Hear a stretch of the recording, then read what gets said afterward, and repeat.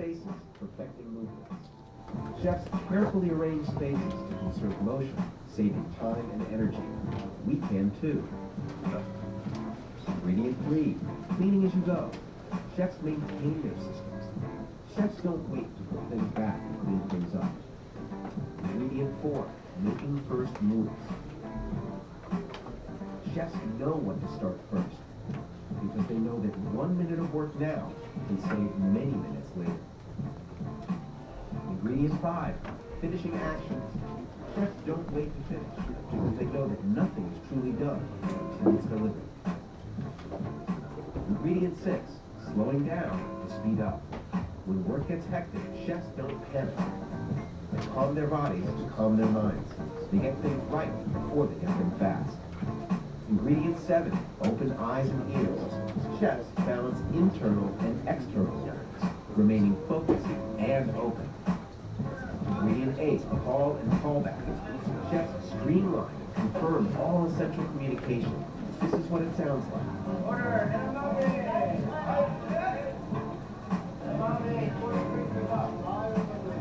Ingredient 9, inspect and correct. Chefs know excellence requires vigilance. Chefs check their work.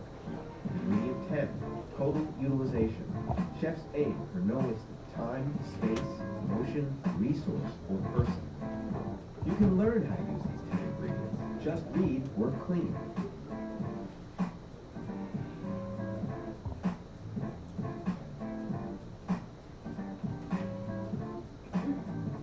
And don't forget to use the Work Clean app. Wherever books are sold, you can get it.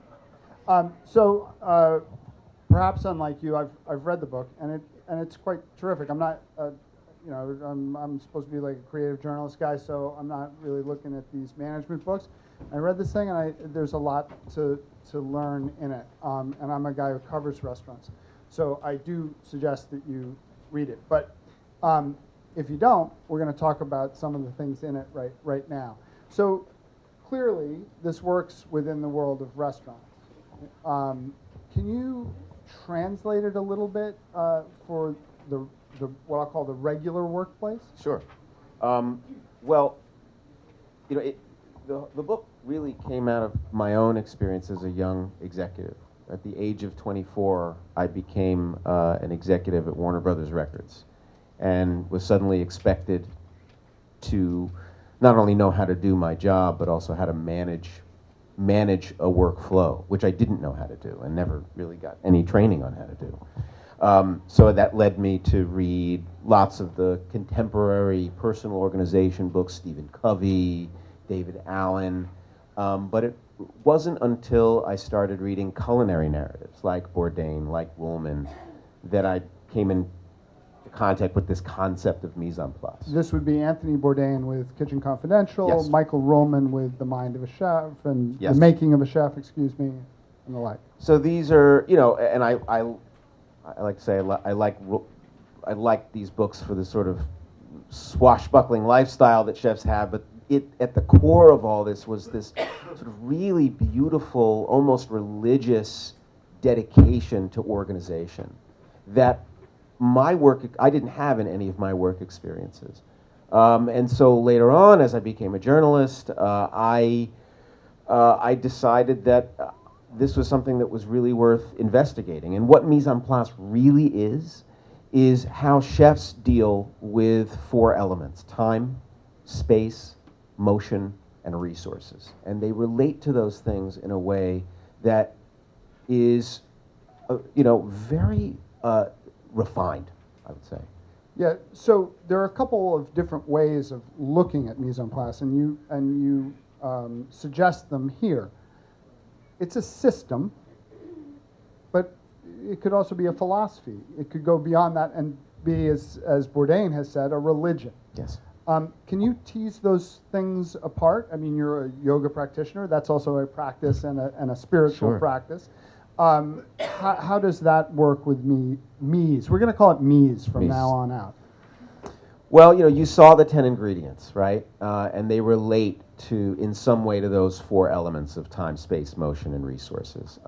But in order to get at those ingredients, you have to commit in a very sort of religious manner to three, what I call the three principles, right? The three values of Mise-En-Place, which is a dedication to preparation, right? Making preparation a real part of your daily routine.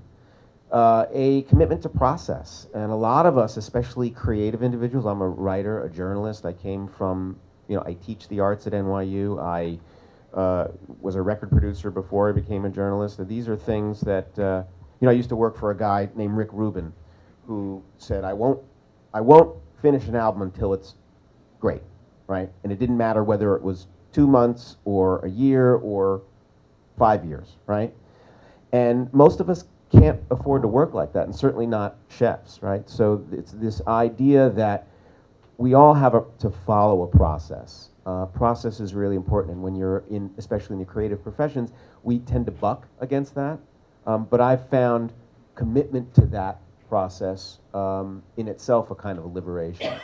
A liberation from, in one sense, perfectionism. And then the final element of that religiosity, I guess, is presence, which frankly is at the center of all spiritual practices. Bringing your focus to present time, being present, not just being on time, but being with your fellows, being dedicated to the enterprise that we're all engaged in, and to also, when you're not there, to be not there, right?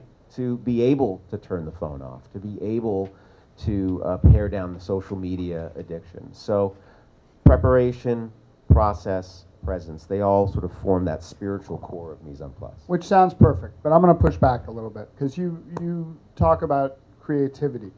You talk about Rick Rubin, who, as far as I know, does not know what Mise-En-Place is and does not follow the principles of Mise-En-Place. And Rick Rubin has done quite well doing that. Yeah.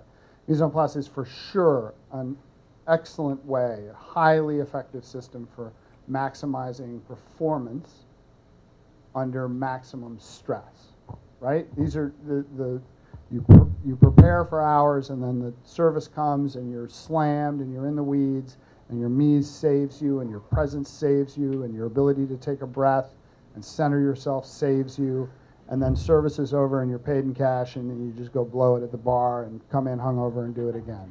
Chef's life is awesome, high mortality. It does. I'd like to push back slightly against this idea that Mise-En-Place is a highly effective tool for managing creativity under little pressure, right? You said time, space, motion, resources, right? So I just got to write a poem, or I just got to come up with an advertising slogan, or I just got to bang out this code. My workspace is clean. I'm set. I turned off the phone, got my coffee, got my smokes. I'm good to go. So how can that help me as a creative individual? Hey, look who's here. Yes. So Chef. Welcome, Chef. Welcome.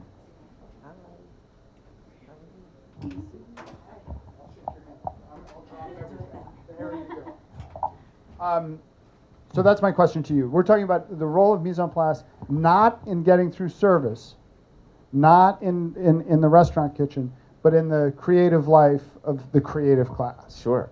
Well, first of all, I just want to introduce, this is Chef Charlene Johnson-Hadley. She's one of the chefs who allowed me to interview her for the book, and she's profiled in the book, and thank you for coming. Thank you for being You're here. welcome. Executive Chef, American Table. So, yeah, yes, you can have everything pristine. And by the way, working clean is actually not about making things neat, right? But we'll talk about that. But as far as being a creative, you can have everything in its right place, and then you sit down to be creative. And what happens then is not a matter of mise-en-place necessarily, right? Right. But you need to contain that time and space in a way that keeps you functional and keeps you functioning, and more importantly, keeps you delivering, right? You work for an institution that has deadlines, right? Oh God, yes. Oh God, yes, right. So you know you can't be a dilettante about your work. You can't. You couldn't do what Rick Rubin does by just sort of going on, as long as it takes. It's never as long as it takes. But so you have developed some sort of inner mise-en-place to create safe, immersive time for yourself. Okay, I'm going to stop you for a sec. Yeah. And go to you, Charlene. I know you just jumped in here, but you know better than anybody in this room what mise-en-place is and how it works within your life, your professional life and your personal life. I'd like to turn to this question of creativity, if it's possible, because it seems to me, once again, Mise is exceptional for getting ready for service, but I wonder how mise-en-place affects your life as an executive chef who is developing dishes, how you can work within new palettes or new dishes, while also within the world of preparing for service. Well, I guess if you're preparing to create, you need to start with inspiration, and you can come up with things and like set up your mise-en-place. But first, it's about creating, there has to be inspiration. Chefs generally get their inspiration from going out and seeing, generally traveling, going to other restaurants and seeing things that they may not have seen or been introduced to. So I think that's where it is. And with that comes selection. What is it that I'm interested in? What is it that I may have read about, seen before? Where does it come from? And it's breaking down. So if you have to travel to Brazil, where in Brazil do I want to go? Why is it that I want to be here? What restaurants may have these ingredients in their on their menus at the moment in Brazil, so that I can observe and taste and maybe try to recreate. I think that would be how that starts. So the same process holds. You have your inspiration, you set up Mise essentially to execute that creative notion. I think the term you guys use is time box it in some way, and then you come out. So this does suggest that mise-en-place could go beyond the world of the kitchen and become something available to us outside of it. That said, kitchens are famously hierarchical. They're kind of military in their cadences, and that does not resemble a lot of workplaces, for good and for ill. I have to say, as an editor at the Times, I sometimes wish I could just say, do it, and they would do it. Don't you know that's true? You believe that. Everybody believes that. Get a yes chef out of like a team of people, that would be fantastic. So we understand that Mise works within those cadences quite well. The better everyone preps, the better they execute. So how then do we translate it to a team as a boss? Right? Mise-en-place is taught within the CIA. You know it in your bones. How do you teach mise-en-place to those who have never heard the expression? Give it a shot. Well, I just think I start with the basics. Mise-en-place, the translation, the direct translation is everything in its place. Now, the first thing that I would do is explain why things need to be in their place. And from that, you can, I believe you can teach anything. But I think that it's very important to say at this point, something that I read in Dan's book that I feel is perfect, where it says, I think it says, the best restaurant are schools. Yes. The best chefs are teachers, and the best cooks are students. I think that sums it up perfectly, because if I'm a cook and I have to be willing to learn. Bottom line, as people, we are naturally stubborn. It doesn't matter how stubborn you are, we are naturally stubborn. So you have to be able to gain the trust of that person that you're teaching and explain to them why. I'm setting you up for success. This is what you need to do, and this is how you need to do it every day. And you don't need to necessarily ask questions or question what I'm doing, because I want you to win. I want you to succeed. What I'd say, follow me blindly. Honestly, when someone is brand new to this, Yeah. follow me blindly. What I'm doing, do it exactly. And as you do it, by the time you did it for the 75th time, or maybe for the 250th time, you'll get it, why I did that. It is a learning process. That first week you don't get it, that first month you don't get it, but you have to have trust in the person that you are working for and follow them blindly. Would that it were so. If I could get people to file, fire stories exactly as I want them written, that would be great. I'd like to turn, Dan, to you to explain how this translates into non-physical, Right. non-performance. I mean, everything is performance-based, but Right. like the judgment is in the plate. The judgment is in the success on the pass, as you determine, yes, that can go to the customer and the customer loves it. But in more process-based workplaces, I wonder how this works, how this notion of follow me blindly, learn the techniques, move on can work. Listen, this book was born out of some traumatic work experiences after I left the music business, coming to New York, getting my master's in journalism, and then starting to work. I worked for a startup, and then I worked as an editor at a very large, dysfunctional media company. And it was there that the contrast between office work and kitchen work really came into great relief. Because in an office, we don't say, yes, chef. They say, come on in here, Bill. We'd like to sit you down. Listen, I'd like to get your recommendations on the, what we should do for the next campaign, and I'd like you to spend the next week putting together an outline of your recommendations, do the research, get your team on it. Yeah, right? well, my cat has cancer, so it's going to be more like 10 days because I got a couple of vet appointments, and it's just but I'll get it done certainly within 11 days. Right. Okay, so you get it done, and you come back in, and you give your report, and they say, and we're on a first name basis. I'm your boss, but you call me Dan, you're Sam, whatever it is, and then you deliver your recommendations, and I don't take them, and I just do what the hell I want, right? There's a fundamental dishonesty that I've experienced in the corporate workplace that stands in contrast to the kitchen, where you know who's in charge. In the office, we often pretend we're colleagues, we're equals, but we're not, right? So it's that dishonesty that has me fetish a little bit, the world of the kitchen. And then we're not, in the kitchen world, it's interesting. The people who you work for are really good at the very thing that you want to do. And so there's this culture of trust that happens because Charlene here took a demotion to work for Marcus Samuelsson. You were running your own kitchen. You were the chef. And then became a line cook for him at Red Rooster. But I would assume you did that in part because you trusted Marcus and that you felt he had something to teach you. Right, definitely. So I feel like there is here's another thing that kitchens do that offices don't do.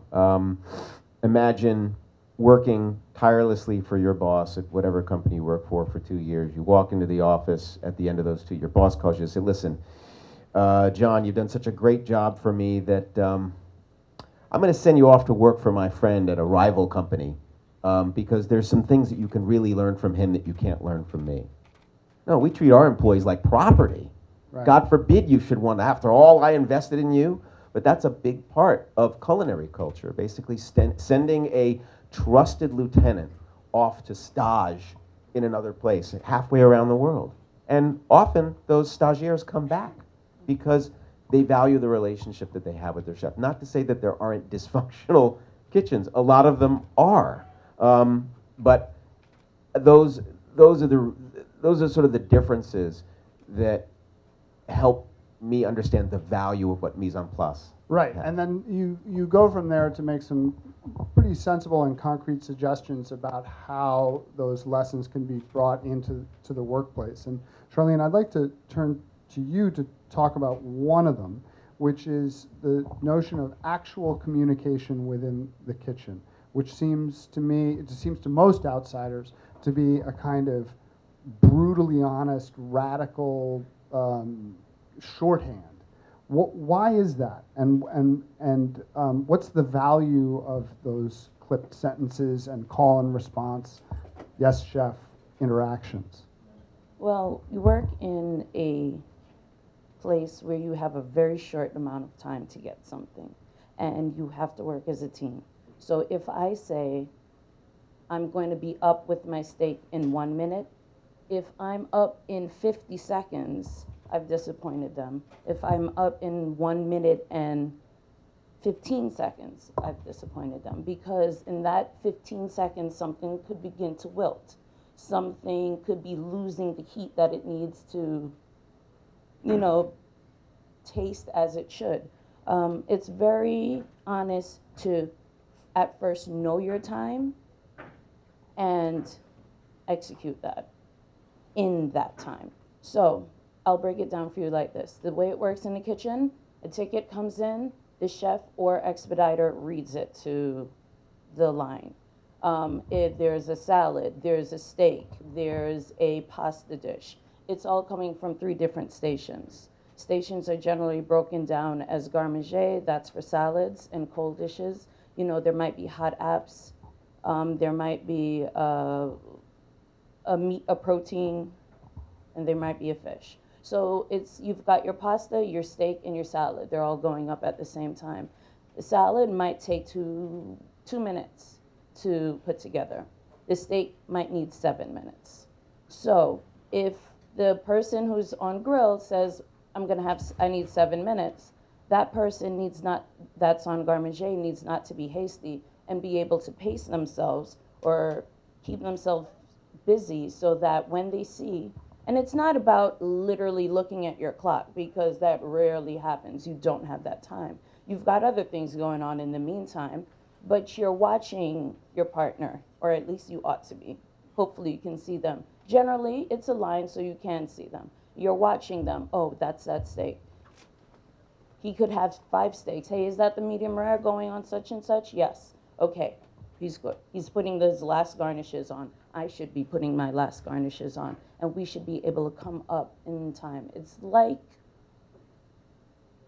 in order to go efficiently, it has to be harmonious. And you have to be on one accord. So if you don't know the importance of time, it affects us all. And it affects the customer as well. That was hugely anxiety-provoking for me. How about you? I mean, holy cow, like, is it going to get done? Am I going to screw it up? Oh, I don't even have a watch. Like, I have a minute, but I don't have a watch. It's not done that way. That's really scary and is actually beautiful to watch. Amazing to watch. A little militaristic, a little exciting. Yeah, so one thing I did not mention, which I have no idea why I didn't, when your chef calls, you always respond.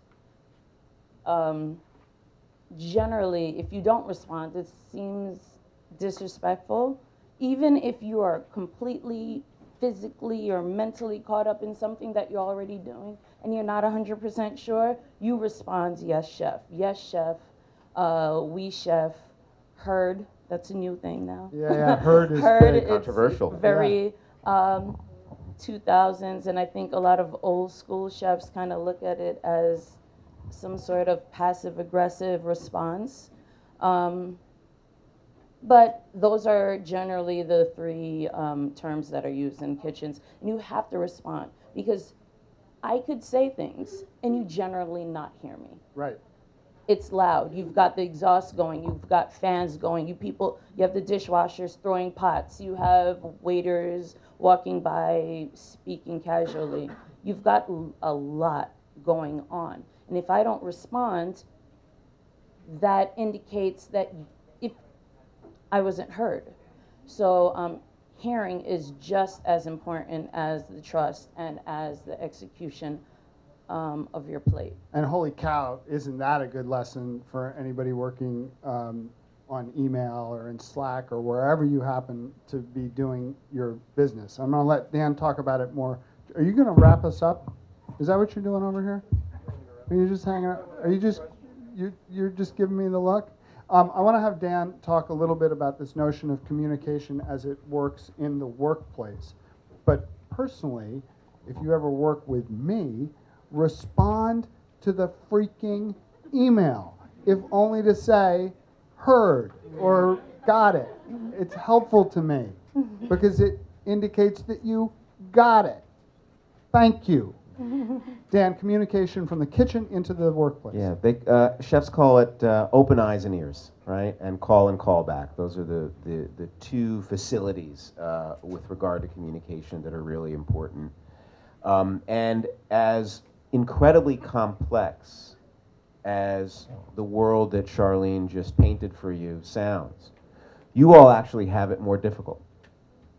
Working in an office when it comes to communication is much more difficult than working in a kitchen because the chef and the line cooks have one stream of communication. It comes from the floor to the expediter to the cooks, right? They're not also getting information from text messages, Facebook messages, Twitter, email, Slack, voicemail, phone calls, interruptions, third-party inter-office messaging systems, Basecamp, and all that. You guys are inundated with that stuff. You're buried under it. And there was a point when I was writing this book where I was thinking, do chefs really have anything to teach us with this just mass of channels that we have to manage?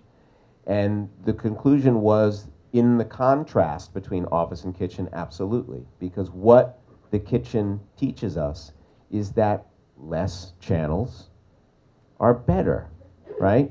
The more you can consolidate your streams, the more you can discourage people from contacting you on multiple channels, the more you can get the input of those channels into one place where you can have a daily routine, or in yoga we call a sadhana, right? You know, you can have a daily routine where you process that stuff so that you're not crushed under it. Because ultimately you have to set the terms of your communication and your engagement, even if you're not the boss. Okay, I think we are going to take some questions, and do you... This is where I set the terms of our constructive engagement. Okay, oh, excellent. But thank you, let's all thank these guys. Okay.